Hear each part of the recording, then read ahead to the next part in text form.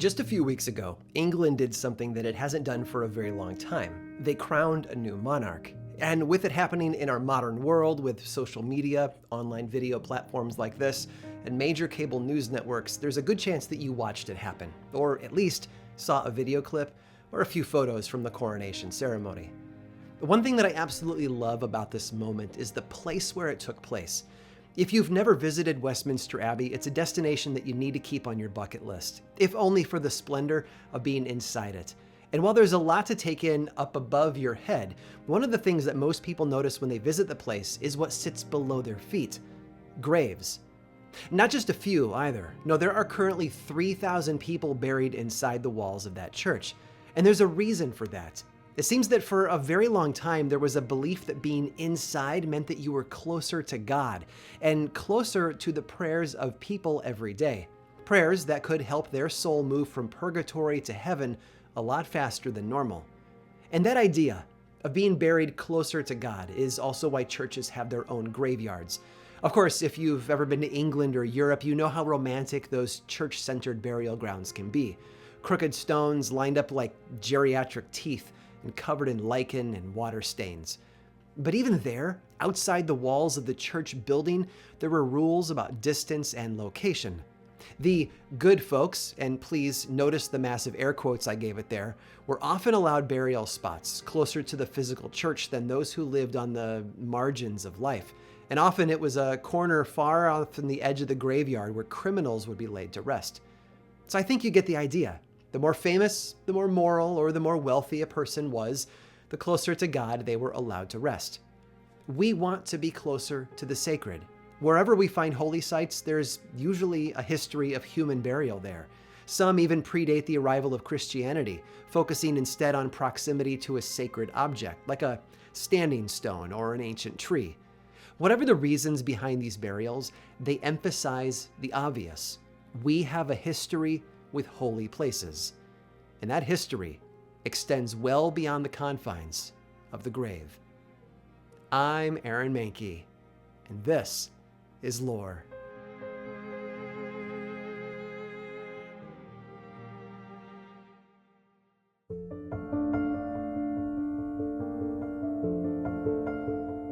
It's one of those words that immediately conjures up imagery. Even if we start with its oldest form, way back to Latin, it wouldn't take long for you to connect with it. Let's start with sanctus, a word that meant holy. It's the trunk of a pretty big linguistic tree, but one of the branches early on was a word sanctuarium, which literally meant a sacred place or a shrine. And if you know anything about the world of the ancient Greeks, there was no shortage of sacred places and shrines. Maybe because of that, the Greeks sort of set the template for the idea of what we would call sanctuary. In basic terms, anyone who needed a safe place to go, whether they were running from their enemies or from the law, could step inside a temple and be granted sanctuary. In most cases, people had to leave their weapons outside, and the people pursuing them were not allowed to step inside and drag them out. If that rule was violated, bad things could happen, usually at the hands of the god who was worshipped at that particular temple. And we have some great examples from antiquity. Most people today have heard of the Trojan War, but we often forget a lot of the finer details.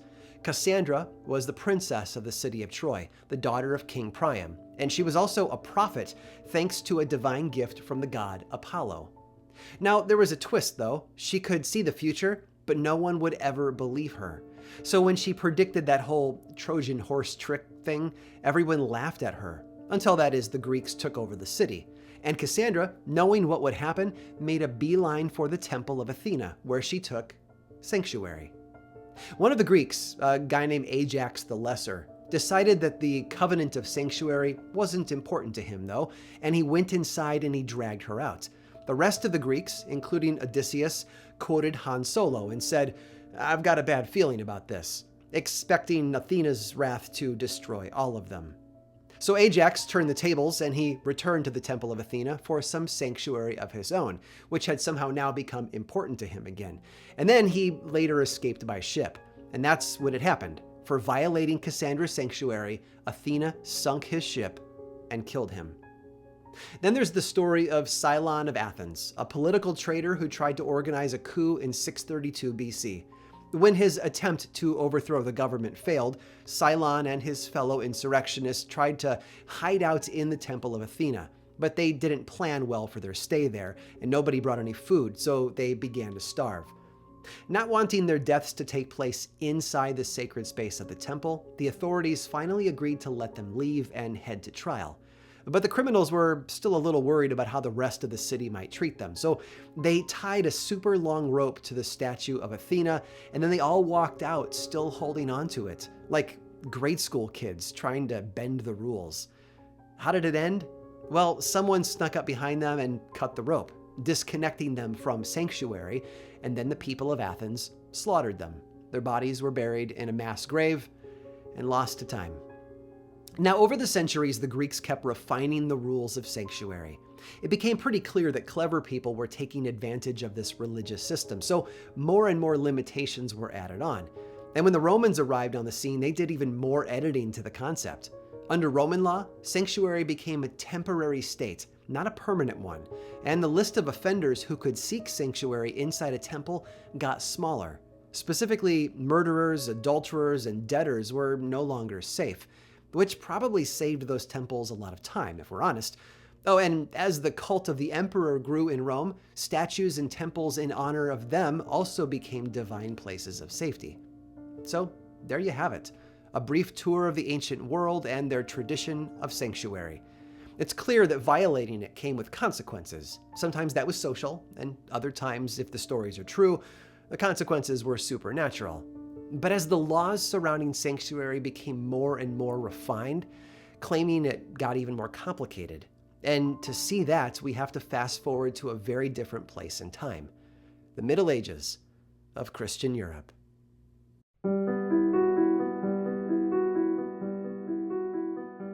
It happened because of a marriage. Not between two people, mind you. No, sanctuary grew and spread thanks to the marriage of the Roman Empire to the Christian Church. Remember, sanctuary was a Roman law, but as Rome became more and more Christian, state law often became a rule within the church as well, which is how churches all across Europe became medieval versions of those old temples of Athena. Some things had changed, though. For one, murderers were back in the game, with the law allowing them to seek sanctuary inside a holy place. And the churches mostly seemed to be okay with that, often looking at those moments as a chance to evangelize the worst of society.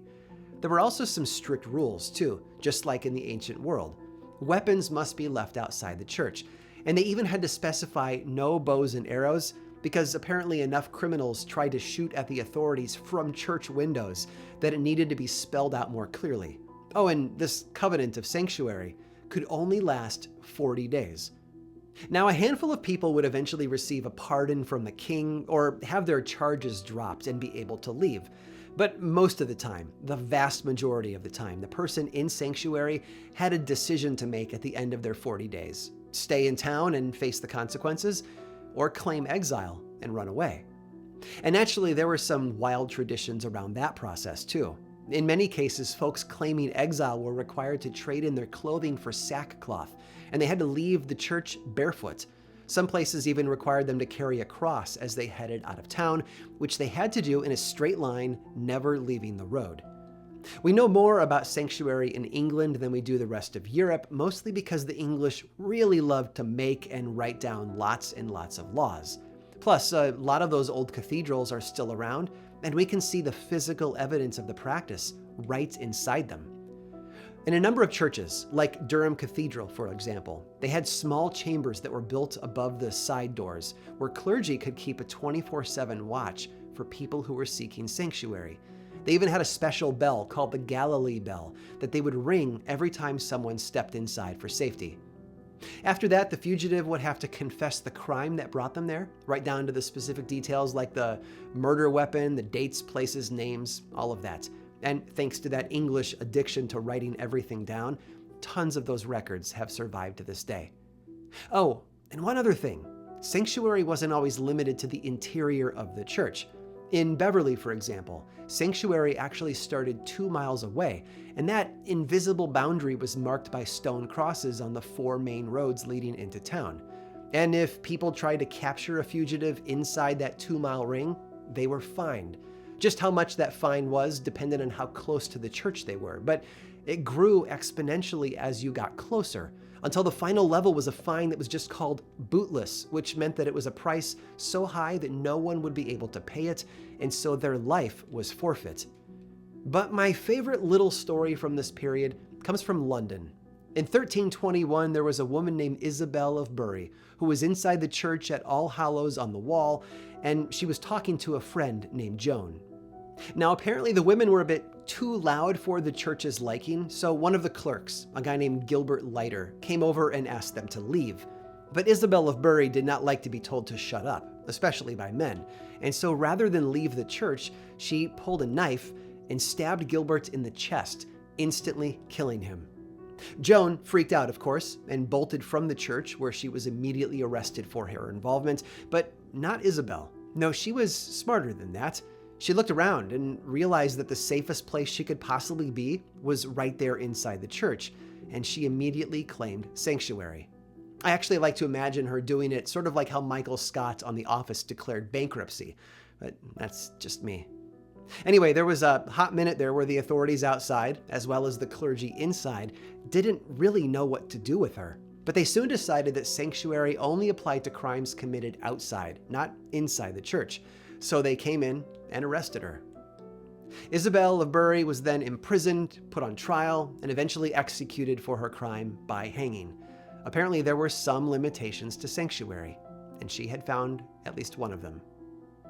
But sanctuary wouldn't be limited to small crimes and common city folk.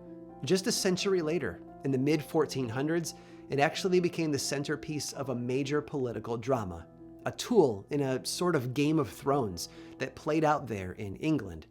And while sanctuary typically meant safety, this particular event taught us another important lesson.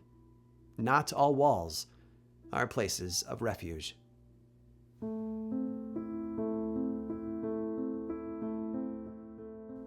It's a complex moment in English history. So complex, in fact, that if I were going to go too deep into detail, you would need to get out a piece of paper and take notes. Probably draw some charts and maps, too. So, assuming that a lot of you are busy doing other things right now, I'm not going to go too far into it, but you do need to know the basics. In 1455, a war started between two branches of the same family. England had been ruled by the Plantagenets, and now two different houses of that family, the Lancasters and the Yorks, were battling over who got to sit on the throne. King Henry VI headed up the Lancasters, and his cousin Edward IV led the Yorks. And because both houses used a rose as their symbol, the struggle has become known as the War of the Roses.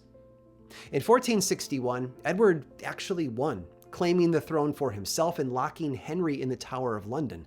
A couple of years later, Edward married a lady named Elizabeth Woodville, who most people didn't really care for, mostly because she lacked all the titles that one might expect for a prospective queen.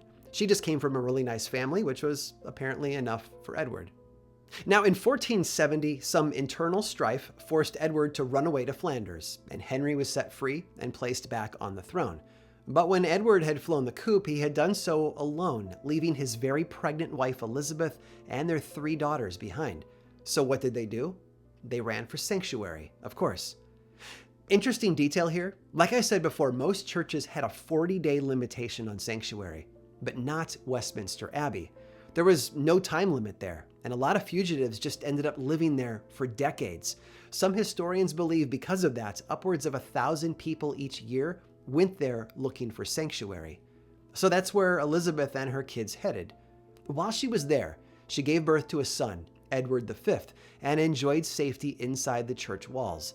And then a year later, her husband, Edward IV, managed to retake the throne, and she and the kids were able to rejoin him. Henry VI, sadly, headed back to the Tower of London. Over a decade went by. Elizabeth and Edward had another son, Richard, and the pair of boys were inseparable.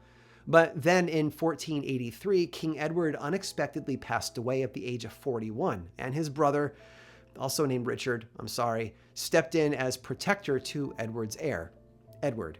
Except he sort of had eyes for the throne himself, so instead of helping the young Edward out, he captured him and locked him up in the Tower of London. Elizabeth instantly knew what she had to do, and so she returned to Westminster Abbey for sanctuary, and they took her in, plus her 3 daughters and her remaining son, Richard, inside. That's when the dastardly Richard III sent in the big guns. He had the Archbishop of Canterbury go over to Westminster Abbey and talk to Elizabeth. According to him, since her 9-year-old son Richard was too young to stand trial, he was also too young to claim sanctuary, so he was taken away, right out from under the protection of the church there, and locked up with his brother Edward in the Tower. Later that year, Richard III was officially crowned king, and the 2 boys, the true heirs to the throne, mind you, sort of faded into the background, helped along, of course, by the fact that they would remain prisoners for the rest of their lives. The last time they were seen by people passing by the tower was 2 weeks after their uncle became king. After that, they vanished. Elizabeth, on the other hand, played the long game. A year later, Richard promised to leave her alone, and she left sanctuary with her daughters. A year after that, Richard was defeated in battle by a newcomer, a guy named Henry Tudor, who took the title of King Henry VII. And who did he marry? One of Elizabeth's daughters, also, named Elizabeth. Elizabeth Woodville would make a few appearances in court over the coming years, but she spent most of her time living at Bermondsey Abbey in London. Now, whether that was an old instinct to seek sanctuary or just a desire for a life of solitude, we will never know. She passed away there in 1492, taking her motivation with her to the grave. And with that, one of the most famous uses of sanctuary in English history came to a close. But that didn't mean that there were no more mysteries left to solve.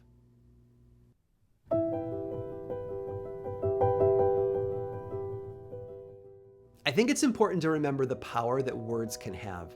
Some are malleable, shifting and changing over the centuries to cast off old meanings and put on entirely new ones.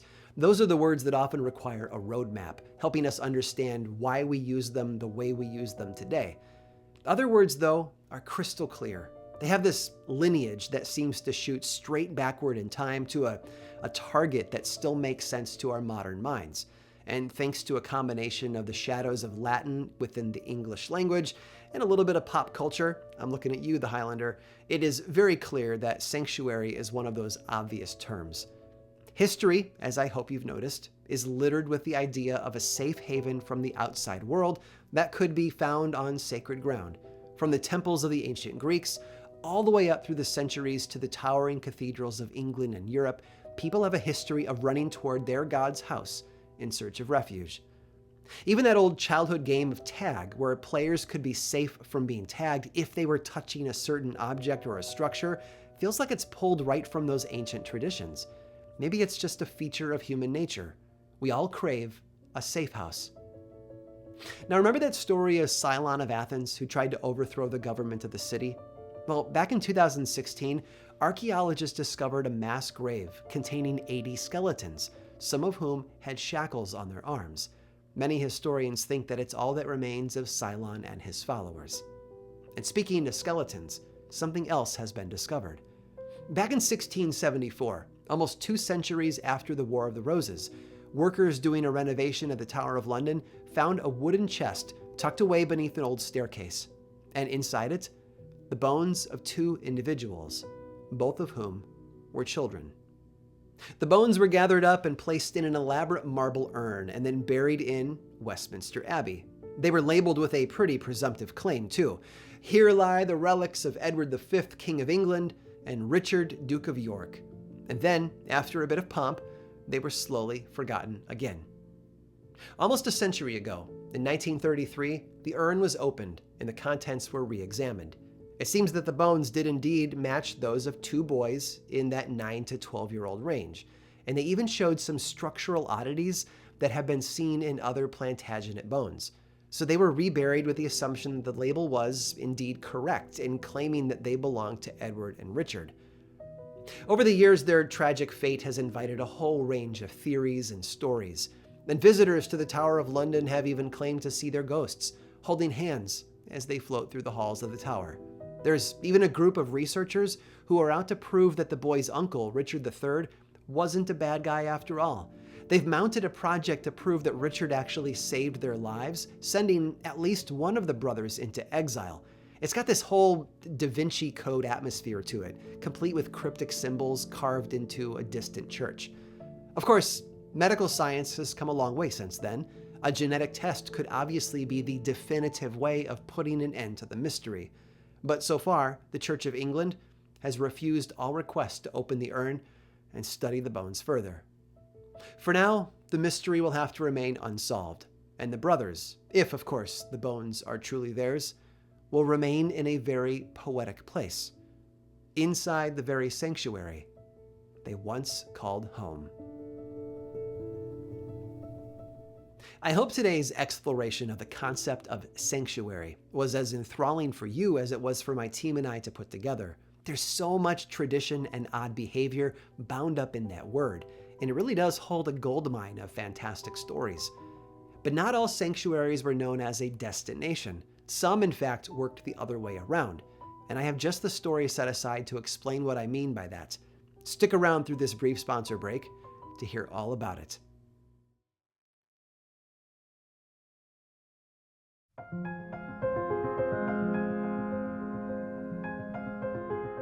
The temples of the ancient world might have served as sanctuary for those who needed to slip away. But those buildings were far from empty. In fact, most of them were staffed with teams of special people, whose job it was to run and manage all of the services that those temples offered. And while that's a deep well to dip into, there's one group of temple residents that deserve a bit more attention: the Vestal Virgins of Rome. They get their name from Vesta, the goddess of the hearth. She was represented by fire and had deep ties to the founding of Rome itself. In fact, it was a Vestal virgin named Rhea Silvia who gave birth to the twin brothers Romulus and Remus, who would eventually establish the city of Rome. In Roman minds, without the Vestal virgins, there would be no Rome. So how did the process work? Well, Vestal virgins were chosen for their role between the ages of 6 and 10. They had to be the freeborn children of freeborn parents, both of which were still alive, and be free of physical and mental defects. The ancient Romans, you have to remember, were obsessed with perfection. And if the Vestal virgins represented the core of Rome, that perfection had to apply to them as well. Once brought into the temple, they would begin a 30-year service to Vesta. They lived right there in special quarters, and as their name suggests, had to remain chaste the entire time. Then, once their term was up, they were free to move on and even get married if they wanted to. Most of their time was spent retrieving water from a sacred spring, which they carried in special containers that could not be set down without spilling. And of course, with Vesta being the goddess of the hearth, there was a sacred flame inside the temple, which these priestesses were in charge of keeping lit at all time. A dead flame meant a dead Rome, so no pressure, right? Now, when I first started reading about the Vestal Virgins, my instinct was to be upset about their lack of freedom. Taken from their family, kept inside the temple, never allowed to do so many of the things that their peers could do. It felt cruel, but the truth is a lot more complex than that. Yes, those things were true, but as Vestal Virgins, they also enjoyed more rights and privileges than other women at the time. Their legal and financial status was a lot closer to that of men in their day, which made them powerful figures. And yet, there was always the possibility for tragedy. You see, every now and then, one of the Vestal Virgins would break her vow of chastity. They were human, after all, but their status as Vesta's representatives on Earth meant that they also couldn't be punished in the same way. In fact, it was illegal to spill their blood. So the authorities had to get creative with how they punished those who broke their vow. A chamber would be built beneath the ground close to one of the walls of Rome, and a set of stairs would be laid leading down into the room. Now, if you didn't know what it was for, you might be forgiven in assuming that it was just a nice space. There'd be a comfortable couch, a lit lamp, and small portions of water and bread and other essentials. I imagine the place as a sort of home away from home version of their quarters back in the temple. Except this was a home that they would never leave. Because after being escorted there upon a covered litter, in a sort of silent parade surrounded by onlookers, the high priest would loudly proclaim her crime and punishment, offer up some prayers, and then send her toward the staircase. The former Vestal Virgin would then have to walk down those stairs and sit on the couch. After that, the door would be closed, the stone steps would be pulled back up, and soil would be poured back into the opening, sealing her in forever.